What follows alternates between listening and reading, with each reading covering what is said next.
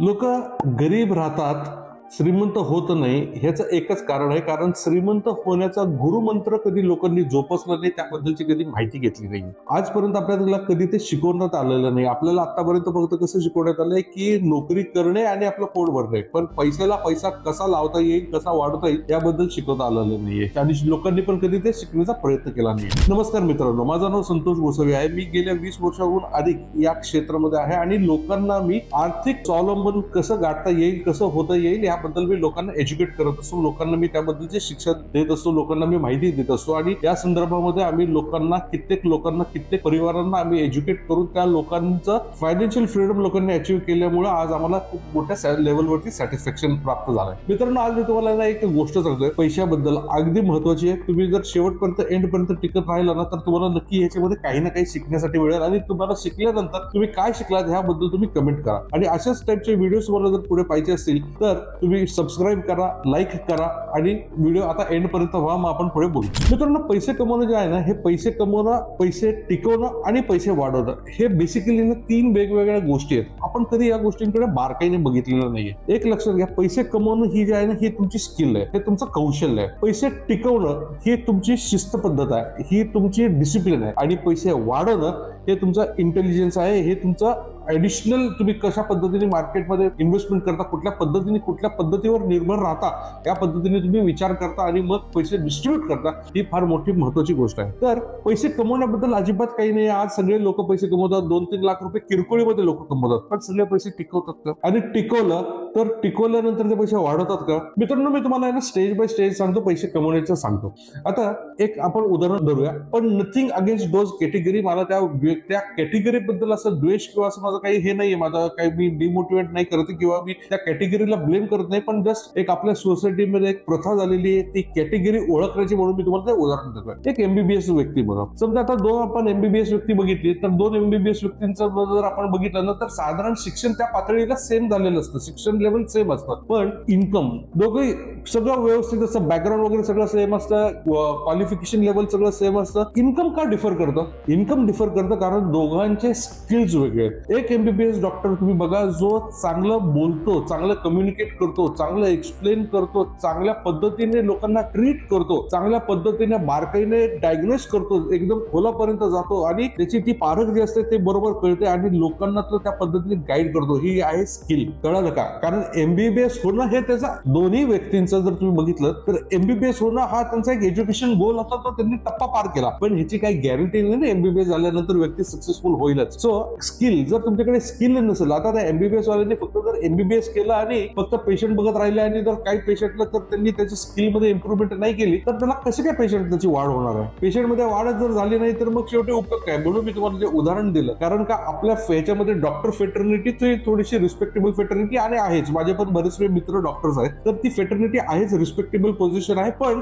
एक तुम्ही साम्य बघितलं का, 2 जरी शिक्षणात मध्ये सेम असलेली लोक पण इन्कम सेम नसते. दुसरं येतं पार्ट 2 मध्ये येतं की ह्याच्यामध्ये आपल्याला खूप महत्वाचा विषय असतो की डिसिप्लिन. आज तुम्ही सांगा ना, लोकांचं डिसिप्लिन पैसे कमवण्यामध्ये अजिबात काही, म्हणजे लोकांना मला कुठेच लोक जेव्हा म्हणतात आहो सर पैसे नाहीत, मला अजिबात मी ती गोष्ट अजिबात, I never buy that sentence, I never accept that sentence. कारण आज मी बघतो ना लोकांकडे, आज तुम्ही स्वतःला पण जरा व्हिडिओ पॉज करा आणि विचार करा, खरंच तुमच्या मनामध्ये पैसे कमवण्याचा प्रॉब्लेम आहे का? आज सगळे वेल टू डू आहेत, आज 2-3 लाख रुपये अगदी सर्रासपणे लोक कमवू शकतात, इतकं व्यवस्थित आज सगळं चाललंय. People are well educated about that skills to earn money. The problem is, लोकांचं अडचण फक्त हे आहे की लोकांना कमवलेले पैसे प्रॉपर पद्धतीने नीट डिसिप्लिन वे मध्ये टिकवता येत नाही. आज तुम्ही सांगा ना, आज सगळीकडे आपल्याकडे ईएमआय कल्चर झालेलं आहे. आज कुठेही तुम्ही बघा, आता मी तुम्हाला जसं डॉक्टरचं उदाहरण दिलं ना तसंच एक डॉक्टरचं उदाहरण देतो. एक माझा एक क्लायंट आहे, डॉक्टर आहे, तर त्यांना साधारण महिन्याचा 3-1 लाख रुपयाच्या आसपास इन्कम आहे. तर फ्रेंड्स,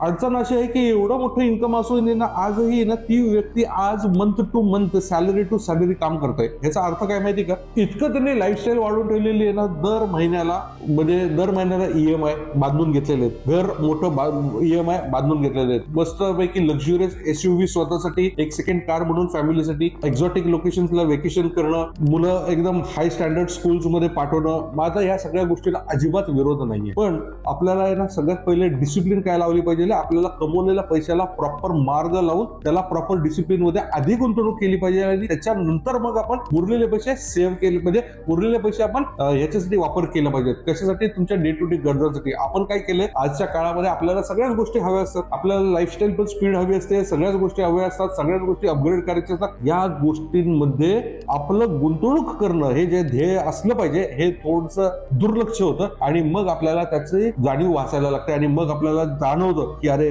मी एवढे पैसे कमवले पण माझा काही उपयोगच नाही आणि मग आपण म्हणतो की माझ्याकडे पैसे उरत नाही. पैसे कमवण्याबद्दल अजिबात मी सांगतो ना, अजिबात प्रॉब्लेम नाहीये. कारण शेवटी असं आहे की तुम्ही किती पैसे कमवता त्या गोष्टीला महत्व नाही, तुम्ही त्या पैशांपैकी किती पैसे साठवता आणि ते पैसे किती काळापर्यंत ठेवता याला म्हणतात डिसिप्लिन. तुम्ही जर अगदी छोटस पर्सेंटेज ऑफ दॅट अमाऊंट तुम्ही फक्त जर थोडेसे ठराविक रक्कम जरी तुम्ही त्याचा बाहेर काढली आणि शिस्तबद्ध पद्धतीने तुम्ही जर गुंतवणूक केली ना स्वतःच्या आयुष्यासाठी, पुढे भविष्यासाठी, तर मी गॅरंटी देतो तुम्हाला पैसा हा कधीच प्रॉब्लेम राहणार नाही. पटत असेल तर आपण नेक्स्ट टॉपिक कडे जाऊया. नेक्स्ट टॉपिक ह्यालाच पुढे जोडून आहे. तो म्हणतो आपण त्या टॉपिकला आपण म्हणतो पैसे. पहिले काय आपण बघितलं, पैसे कमवणं बघितलं, स्किल, त्याच्यानंतर बघितलं डिसिप्लिन, आता विषय येतो आर्ट. तर मित्रांनो पैसे कमवले, पैसे तुम्ही वाचवले, आता पुढे काय? कारण पैसे वाचवलेले ठेवायचे कुठे, कशा पद्धतीने गुंतवणूक करायची हे सुद्धा एक आर्ट आहे. कारण ही तुमची जर आर्ट, या तीन गोष्टी जर संगणन केलं आणि जर तुम्ही कॉमन केल्या, याचं कॉम्बिनेशन प्रॉपर केलं आणि ते तुम्ही युटिलाइज केलं तर तुम्ही अजिबात फायनान्शियल सक्सेसफुल होण्याच्या म्हणजे तुम्हाला त्याबद्दल कोणी थांबवू शकत नाही. तुम्ही ऑटोमॅटिकली तिथपर्यंत पोहोचू शकाल. मित्रांनो ही जी आर्ट आहे ना, ही आर्ट तुम्हाला वेगवेगळ्या लोकांच्या एक्सपिरियन्सने, स्वतःच्या अनुभवाने, तुम्हाला मार्केट स्टडीने, तुम्हाला तुमच्या नॉलेजने थोडंसं अपडेट राहायला लागतं की कसं आहे काय. आपली गुंतवणूक जी आहे ही गुंतवणूक आता आपल्याला ओल्ड स्कूल मधनं निघून आहे ना करंट रेटला काय चालू आहे या पद्धतीने चालली पाहिजे. बघा आतापर्यंत आपल्या आई वडिलांनी आपल्याला काय शिकवलंय की बाबा रे पैसे कमवले, पैसे आले की तू जेवढं पाहिजे तेवढं खर्च कर आणि 2 पैसे राहतील ते पैसे कुठेतरी गुंतव. इथेच म्हणतो मी ओल्ड स्कूल थॉट. मग आता आपल्याला हे बदललं पाहिजे. आता आपल्याला काय पाहिजे की पैसे कमवल्यानंतर पहिले आलेले पैसे आहेत, जे आलेले पैसे आहेत हे पैसे पहिले सेव्ह केले पाहिजेत, त्याच्यानंतर उरलेले जे पैसे आहेत या पैशांमध्ये आपण EMI वगैरे केले पाहिजेत. याला म्हणतात आपल्याला आर्ट. कारण पैसे मॅनेज करणार आले आणि ह्याच्यानंतर मग ते राहिलेले हे पैसे कुठे आपण गुंतवणूक केली पाहिजे. कारण आतापर्यंत आम्ही जसं म्हणत होतो की आपल्या पॅरेंट्सने काय केलेलं, त्यांनी बँकेच्या फिक्स डिपॉझिटच्या पलीकडे कधी आयुष्य बघितलंच नव्हतं. तर बँकेच्या फिक्स डिपॉझिट बद्दल विरोध आहे का? अजिबात नाही. That is one of the strongest and safest financial instrument. मी तर लोकांना नेहमी सांगत असतो, शॉर्ट टर्म गोल असेल तर go for bank fix deposit, या पलीकडे बघू नका. पण लोकांचा मुद्दा फक्त फायनान्शियल गोल प्रोटेक्ट करणं नाही, ते पैसे वाढवणं सुद्धा आहे ना. तर तुम्ही पहा, एक 10 लाख रुपयाचं एक उदाहरण घ्या. समजा तुम्ही 10 लाख रुपये तुम्ही सेफ्टी पाहिजे म्हणून तुम्ही पैसे जर ते ठेवले बँकच्या फिक्स डिपॉझिट मध्ये, तर 10 वर्षांनी ते 10 लाख रुपयाची रक्कम साधारण 6% ऍव्हरेजने जरी धरलं तरी साधारण 17-18 लाख रुपयापर्यंत होते. आता हेच पैसे 10 लाख रुपये जर तुम्ही म्युच्युअल फंड मध्ये जर ठेवले तर 12% ऍव्हरेज रिटर्न जर तुम्ही मिळाला ना सर, तर तुम्हाला नाही म्हणाला तरी 32 लाख रुपयापर्यंत पोहोचू शकता. आणि हेच जर तुम्हाला 15% रिटर्न मिळाला तर साधारण 36-37 लाखापर्यंत पोहोचू शकता. तर हा जो फरक आहे ना, हा फरक कसा आहे, तो आर्ट येतो. कारण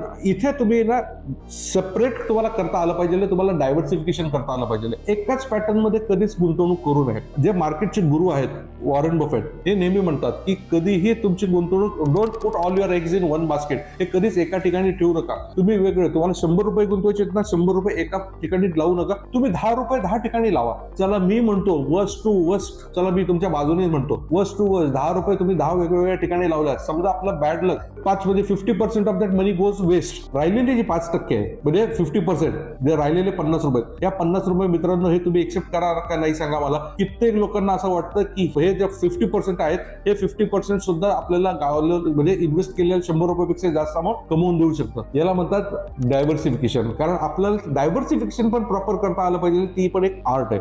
मित्रांनो मी जसं मी म्हणत असतो की हा टॉपिक आहे ना, हा खूप पर्सनलाइज टॉपिक आहे. मी तुम्हाला व्हिडिओवरती सांगणं, तुम्हाला समजलं आणि मग तुम्ही ते एलोबरेट करणं किंवा तुम्ही ते लाईफ मध्ये इम्प्लिमेंट करणं हे थोडंसं अवघड आहे. तर मी तुम्हाला काय करू शकतो, एक करू शकतो, तुम्ही या चॅनलला लाईक करा, सबस्क्राईब करा, शेअर करा, सायमल्टेनियसली तुम्ही मला कमेंट करा की तुम्हाला एक डायव्हर्सिफिकेशन म्हणून किंवा तुम्हाला या 3 गोष्टींपैकी स्किल्स वगैरे तुम्हाला ज्या 3 टॉपिक पाहिले या तिन्हीपैकी काहीतरी तुम्हाला जो मुद्द्यावरती क्लॅरिफिकेशन हवंय त्याबद्दल तुम्ही कमेंट करा. ते कमेंट केल्यानंतर पिन नंबर मध्ये पण खाली आमचा नंबर दिलेला आहे, आमच्यापर्यंत पण तुम्ही डायरेक्टली पोहोचू शकता. आणि तुमच्यासाठी मी एक पर्सनलाइज फायनान्शियल प्लॅन तुमच्या बरोबर 1 to 1 करून एक 45 मिनिटचं तुम्हाला मी झूम लिंक वरती आपण भेटून मी तुम्हाला पूर्णपणे गाईड करू शकतो. याच्या व्यतिरिक्त मला माझ्याकडून अजून काही माहिती हवी असेल, कुठल्या टॉपिक बद्दल बोलायचं असेल आणि तुम्हाला अजून माझ्याकडनं काही क्लॅरिफिकेशन घ्यायचं असेल तर तुम्ही डेफिनेटली मला रीच आउट करू शकता. परत मी सांगतो, लाईक करा, सबस्क्राईब करा आणि अजून काय पुढे हवं असेल ते कळवत राहा. चला, थँक्यू.